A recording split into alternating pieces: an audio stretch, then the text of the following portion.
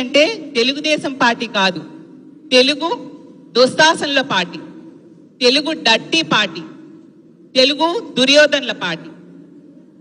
అలాంటి పార్టీ అధ్యక్షురాలు, మహిళా అధ్యక్షురాలైన అనిత గారు, ఆవిడ మాటలేంటి, ఆవిడ భాష ఏంటి, మాట్లాడితే చెప్తుంది నా పిల్లలు చూస్తే బాధపడరా అనేసి. మరి అమ్మ, మీరు మాట్లాడుతున్న భాష, మీరు యూజ్ చేస్తున్న వర్డ్స్ అవన్నీ చూసి మీ పిల్లలు బాధపడరా? ఇద్దరు పిల్లలకి తల్లి కదా మీరు, ఇద్దరు పిల్లల తల్లి అయిన మీరు తల్లి కోసం కూడా తల్లి అనే వర్డ్ కోసం కూడా వక్రీకరించి మాట్లాడడం నిజంగా దారుణం. మా పార్టీ పెద్దలైన విజయమ్మ గారి కోసమో భారతమ్మ కోసమో గౌరవంగా మేము పిలుచుకుంటే అమ్మ అనే పదాన్ని కూడా వక్రీకరించి అసహ్యంగా చిత్రీకరించి మాట్లాడారే. నిజంగా చూస్తే మీ మాటలు చూసి ఆంధ్రప్రదేశ్ రాష్ట్రంలో ఉన్న మహిళలందరూ అసహించుకుంటూ ఉన్నారు. మిమ్మల్ని వంగలపూడి అనిత అనట్లేదు, వక్రబుద్ధి అనిత, వక్ర మాటలు అనిత అనే పరిస్థితి మీరు తీసుకొచ్చారు. అలాగే మరి అయితే నాకు అర్థం కాదు, మీరు మీ చంద్రబాబు నాయుడు గారి భార్యని బోనమ్మ అంటారు, మరి అందులో ఉన్న అమ్మని కూడా మీ లాజిక్ ప్రకారం వక్రీకరించి మీరు ఆలోచించి మాట్లాడతారా? అలాగే మీరు పెట్టే ప్రెస్ మీట్స్, అలాగే మీరు మాట్లాడే స్పీచెస్ మీ పిల్లలకి ఎప్పుడైనా చూపించారా? అసలు నిజంగా మీ పిల్లలు కనుక ఆ భాష చూస్తే మిమ్మల్ని అసహించుకుంటారు, వాళ్ళ చెప్పులతో మిమ్మల్ని కొడతారు. ముఖ్యమంత్రి గారిని వాడు వీడు అంటారా? ముఖ్యమంత్రి గారి ఇంట్లో ఆడవాళ్ళని ఎంత ఘోరంగా చులకన చేసి మాట్లాడతారా?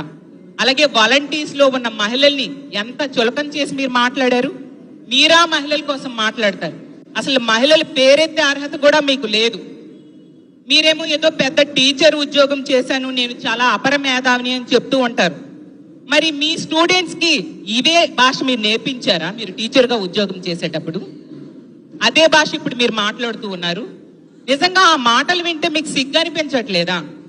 అలాగే అంటారు మా ముఖ్యమంత్రి గారి పాలన, మా ప్రభుత్వ పాలన సైకో పాలన అంట. ఆ మాట అనడానికి సిగ్గులేదా? సైకో ప్రభుత్వంలో మీరు మహిళా అధ్యక్షురాలు, సైకో పార్టీలో మీరు ఒక మహిళా అధ్యక్షురాలు. ఈ రాష్ట్రంలో తీసుకుంటే సైకోకి బెస్ట్ ఎగ్జాంపుల్ చంద్రబాబు నాయుడు గారు. మనం చూసాం,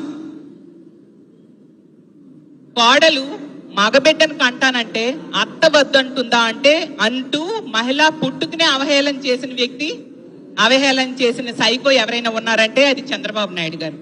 ఆ రోజు వనజాక్షిని చింతమనేని ప్రభాకర్ గారు ఈడ్చి కొడితే అతనికి సపోర్ట్ చేస్తూ వనజాక్షికి అవమానించిన సైకో ఎవరైనా ఉన్నారంటే అది చంద్రబాబు నాయుడు గారు. మహిళా ఎమ్మెల్యే అయిన రోజా గారిని 1 year సస్పెండ్ చేసిన మహిళా ద్రోహి సైకో ఎవరైనా ఉన్నారంటే అది చంద్రబాబు నాయుడు గారు. ఆ రోజు పవన్ కళ్యాణ్ గారి తల్లిని, కుటుంబంలో ఉన్న ఆడవాళ్ళని 10 కోట్లు ఖర్చు పెట్టి అవమానించి ట్రోల్స్ చేసిన వాళ్ళు ఎవరైనా ఉన్నారంటే అది చంద్రబాబు నాయుడు గారు. అలాంటి సైకో అని మేమనలేదు, ఆ పవన్ కళ్యాణ్ గారే అన్నారు. అలాగే మనం తీసుకుంటే జగనన్న ఇంట్లో మహిళల మీద అసభ్యకరమైన ట్రోల్స్ చేసిన సైకో ఎవరైనా ఉన్నారంటే అది చంద్రబాబు నాయుడు గారు. మనం విజయవాడలో తీసుకుంటే కాల్ మనీ సెక్స్ రాకెట్ లో ఎంతో మంది మహిళల ఆత్మహత్యలకు కారణమైన వ్యక్తులకి సపోర్ట్ చేసిన సైకో ఎవరైనా ఉన్నారంటే అది చంద్రబాబు నాయుడు గారు. అలాంటి సైకో పార్టీలో ఉండి మీరా మమ్మల్ని విమర్శించేది? మహిళా సాధికారతకు, మహిళా పక్షపాత ప్రభుత్వానికి బెస్ట్ ఎగ్జాంపుల్ ఏదైనా ఉంది అంటే అది మా జగనన్న ప్రభుత్వం. మహిళల కోసం ఎంత మంచి చేస్తున్న మా ప్రభుత్వానికి వ్యతిరేకంగా మీరు దీక్షలు చేస్తున్నారే, మీరు దీక్షలు చేయాల్సింది మా ప్రభుత్వానికి వ్యతిరేకంగా కాదు, మీ చంద్రబాబు నాయుడు గారి ఇంటి ముందు చేయాలి. ఎందుకో తెలుసా? వాలంటీర్స్ లో మహిళలు ఎక్కువ ఉన్నారని తెలిసి కూడా ఇళ్లల్లో తలుపులు కొడుతున్నారు, చాలా అసభ్యంగా మాట్లాడుతున్నారు. అలాగే